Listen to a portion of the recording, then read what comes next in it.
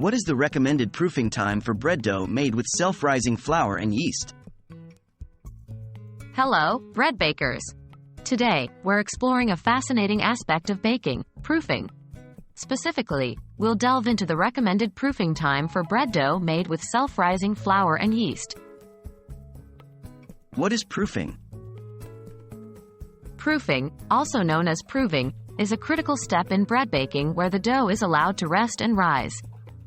During this process, the yeast ferments the sugar in the dough, releasing carbon dioxide and alcohol, creating gas bubbles that make the dough expand. This is what gives bread its delightful, airy texture. How does self-rising flour affect proofing?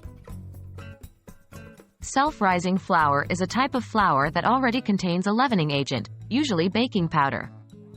It's intended to give your baked goods a nice lift. When used in combination with yeast, you have two sources of leavening, which can potentially lead to a faster and more significant rise. What is the recommended proofing time for bread dough with self-rising flour and yeast? When making bread dough with both self-rising flour and yeast, the additional leavening in the flour can cause the dough to rise faster than with regular flour. So, you'll need to monitor your dough closely.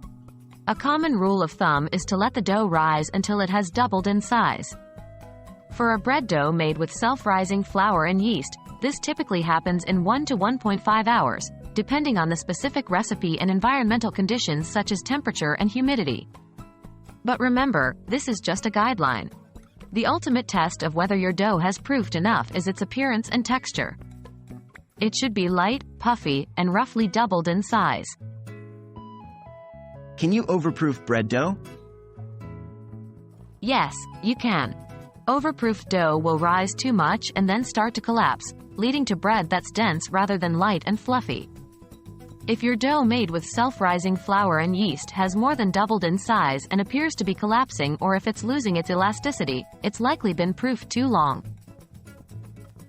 So, there you have it, bakers. When using self-rising flour and yeast, aim for a proofing time of around 1 to 1.5 hours, keeping an eye on the dough and looking for that light, puffy texture and a size that's roughly double. Here's hoping that your next loaf is your best yet. Happy baking!